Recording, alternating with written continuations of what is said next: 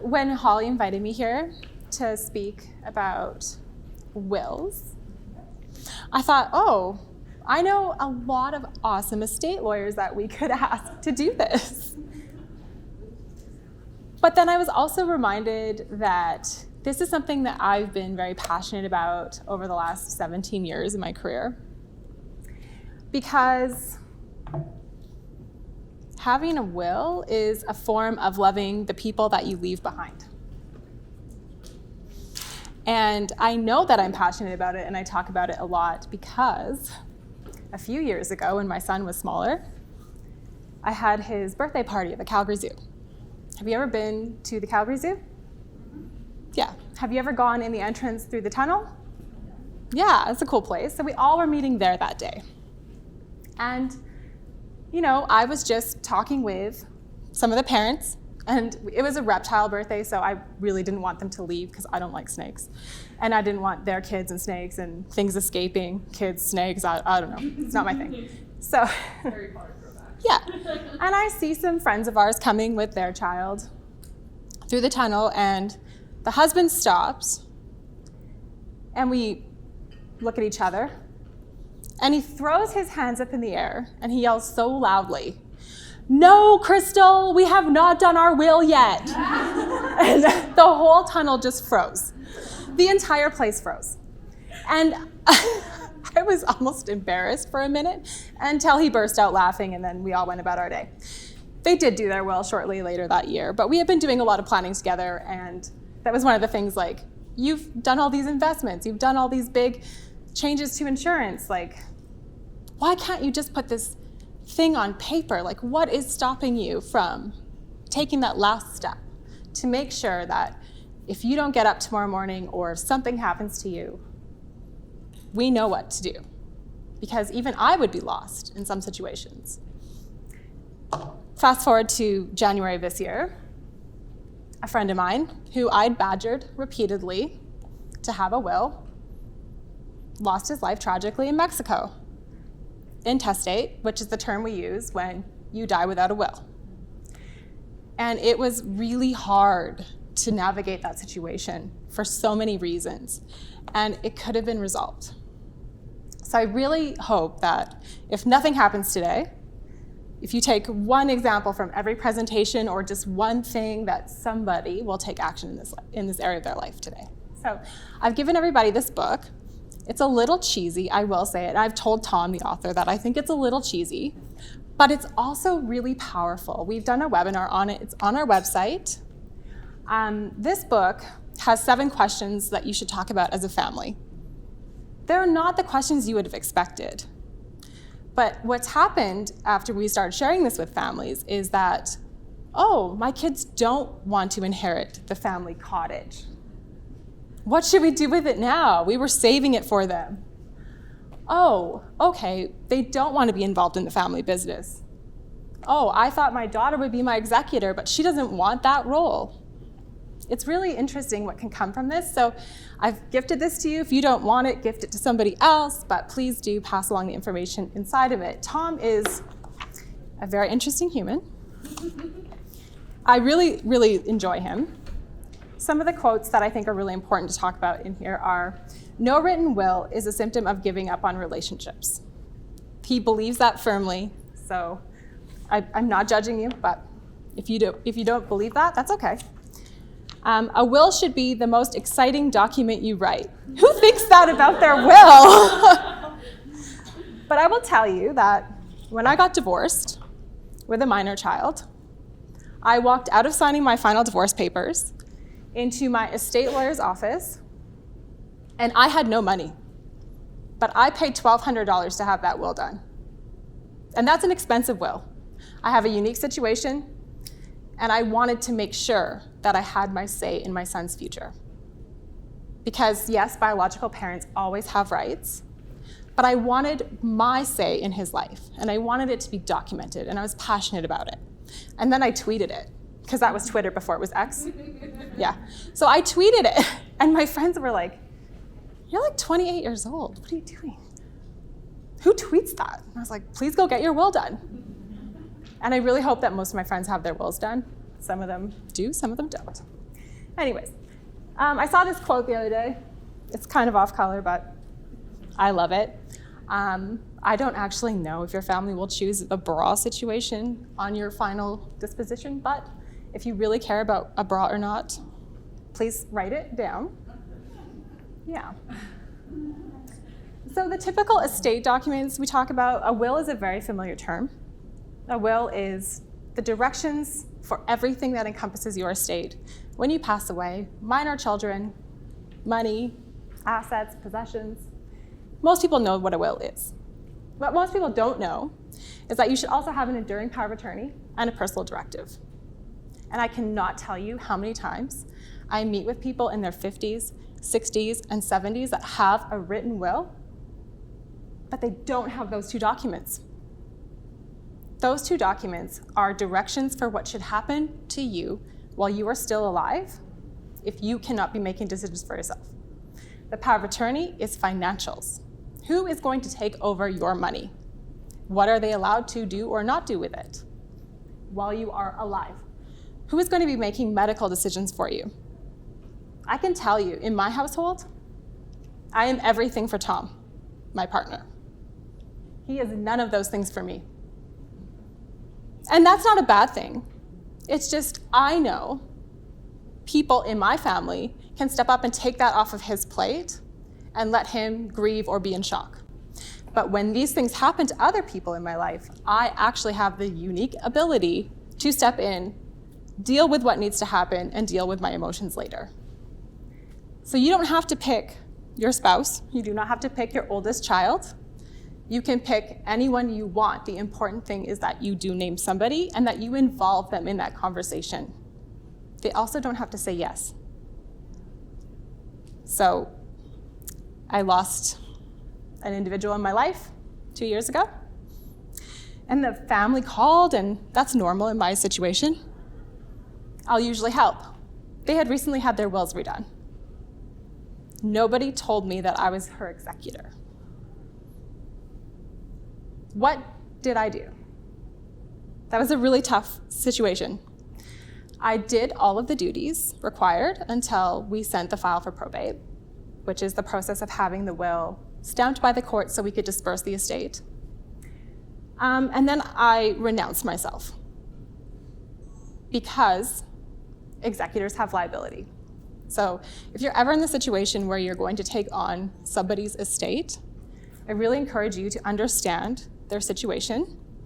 And when the time comes, because it's not an if thing, we do pass away. When the time comes, make sure that you have professional advice on any outstanding liabilities. Some mentioned that you can name your bank, and you can do that. I have friends who work in the trust departments at some of the banks. Well, I think we color code them now, blue? Blue, okay. So recently they got a file where a person had named them as the executor of the estate, and they didn't know that they were going to take the file and do the duties. The banks need to know exactly where all of your liabilities are, and your assets must equal more than $300,000 above any of your liabilities. If they cannot be confident in understanding those two positions, they don't take your file.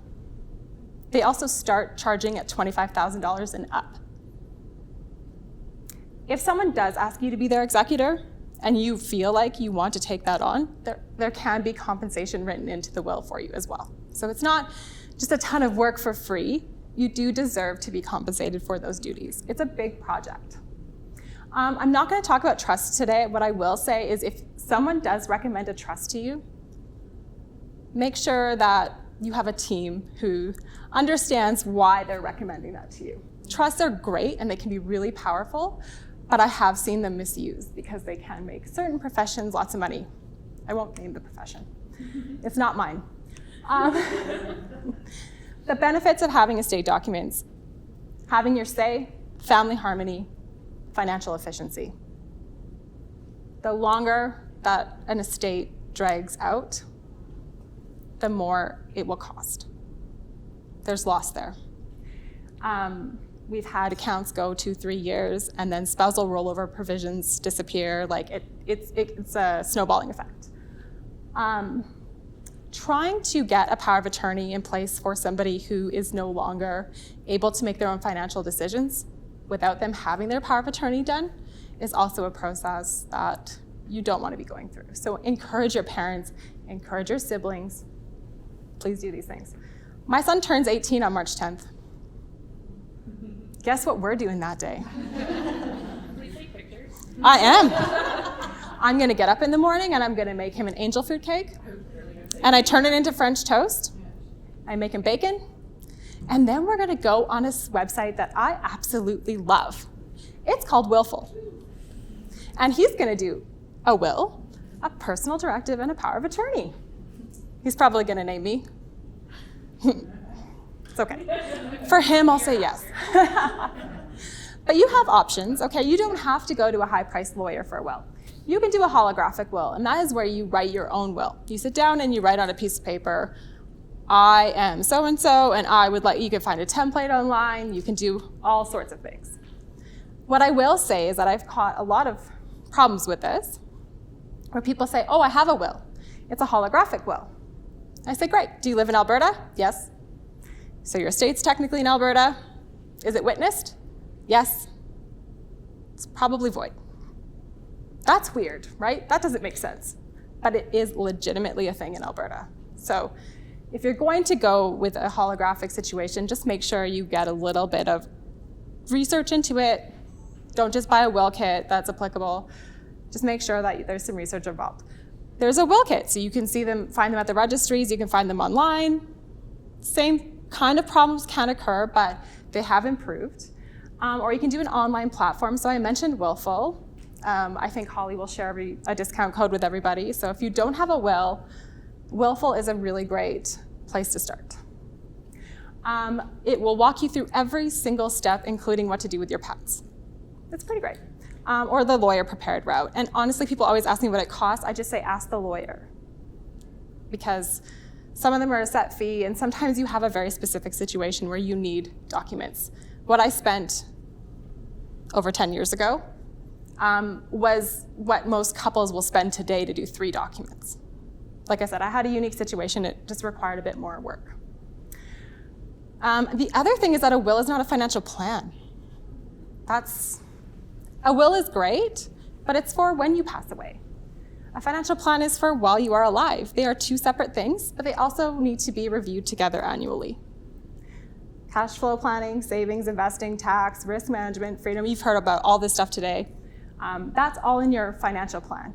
Your estate plan is also what you want to have happen with your assets and the tools that are needed to get them to actually happen more efficiently. And some of these things your will won't have oversight on, so it's really important to know what will go through probate and what won't. Examples are certain types of savings. If you name a beneficiary, your will may not supersede that beneficiary designation. So I had a husband and wife in my office, send all their documents a few weeks in advance. This is kind of the dangerous part of my job. I said, okay, so in your will, you are each other's beneficiaries exclusively. Yes. How come on your employee benefit RSP, this other woman is a beneficiary? Oh, they broke up 13 years previous. That got changed. It's fine. It happens a lot. Yeah, it does happen quite a bit. Who should be in the know? So I really encourage you to have the conversation, just like Sam did. If you know who you want to be your executor, power of attorney, personal directive, ask them. Make sure you have a backup. Make sure they're willing to take the task on before you write the documents. And don't surprise people with these things. Guardians of minor children. Don't surprise people with these things. I am the guardian on a number of children. I'll do it. I really hope all these people stay alive for a long, long time. But the question is, hey, would you take guardianship of our children? And I will say, okay. One situation, they live out of the province. And the conversation was, I would be happy to do it, but I need to have the conversation with you about where you want these children raised. Would you be upset if you found out that they were living in Calgary? Or would you expect me to live in both places because I'm not going to uproot my son and his school and his sport and his life at this stage. So I just had the conversation. People are scared to have the conversation and ask the questions, but it's really important because the worst time to have these questions and to ask them is when you don't have the other person there to give you an answer. And I hope you're never faced with it, but it happens. Where should you store your documents? If you're going to store them, please put them somewhere where someone can find them. Please remember where they are. Some financial advisors will keep them on file, some will not. That's a really big discussion, and different licensing will say different things about that. That's actually a picture of our office where we have a room where we have lockboxes. And some people keep their originals and some people keep their copies in there. We are often the first phone call. And a few years ago, my phone rang at 7 o'clock on a Sunday morning. Dad had a heart attack last night. He's not going to make it. Okay. Do I have permission to call the lawyer? Yes. Okay. I called the lawyer. He was in a very bad mood that day, or I caught him off guard. And he said, why the hell would they call you first? And I said, okay. You know what? It doesn't really matter who they called first. We need to work together to help this family. That's our job. 2 days later, he called back, long-winded apology. It's not the first time a lawyer has apologized to me. And I let him explain himself, and then I said, do you want to know why they called me first? He said, okay. I said, well, the first thing is, I bring a check, you bring a bill. That's as simple as that. People do really think about money really quickly when something sudden happens. I said, secondly, I introduced you to them. We know where everything is. You only talk to them about this one small area of their life. So let's work together. And he's still working with the family to this day, so it's been great. So tell your appointees, share your documents with your trusted advisor. So review them with your advisor, whether or not your advisor keeps them on file or not. Store them in a secure location and consider registering them. If you do a willful, you can register it. There is a Canadian will registry. It's conflicted. It's not perfect. I give my executor a copy as well. There's a copy in my office. There's a copy in my system. My business partner can find it at any moment. These are the reasons I hear on the regular why people don't have a will. A spouse or partner doesn't want to. Do it anyway. I mean, I'm not going to say hold it over their head or anything, but do it anyway. Doing one is a negative omen, so my husband thinks, like not mine, but I've heard my husband thinks if we do one, then something bad will happen. Oh, okay. Who should be the executor? Not we, but who? Who should be the executor? People don't know who to name. But have some conversations. Having that conversation or not having that conversation, if you have it with a lawyer, they have some good suggestions. If someone knows your family situation, they might have a good suggestion for you. I can't say that you should name your advisor or your bank. I don't know your situation, but there must be somebody that you can name. And if you are an executor and it's overwhelming, you can appoint a professional. There are provisions for that, so I just want to be clear on that. I don't have enough assets. Watching a grieving mother go to the car registration place, the DMV is the American term for it, 5 times to try to sell a $5,000 car because their 20-year-old has passed away could be resolved with a willful. So you don't need a lot to do a will. People need to close your credit cards, close your bank accounts. Somebody needs permission to act. We rent. So people think if they don't own a home, they don't need a will. Rentals have leases. There's other things going on in your life. People need to call CPP. There's a whole thing. So we don't have kids. I mean, I guess, but that's not very nice to do to your partner.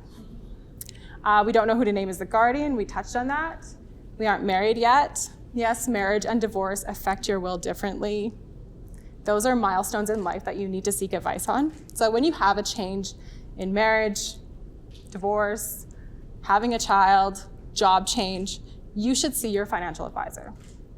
There are a lot of things that you can do during those periods of time that can impact your documents, your future, and your opportunities. I'm single, again, so is my son right now. I'm still gonna do a will with him. I'm still gonna do a power of attorney with him. I'm still young. Well, my son's young. We're still doing it. Poor kid doesn't have a choice. I really can't wait. Like, please video. I'm going to. And he's going to hate it. He's like, Mom, your Instagram is boring. I'm like, just wait. Yeah, I still pay for your car. Yeah, so if you have questions, get in touch. I'm a little slow on email and stuff, but I try really hard. But I'm around, so yeah, that's about it. I don't really have much else to say. Thanks. Well, and then you can just get started. Get started, yeah. Yeah.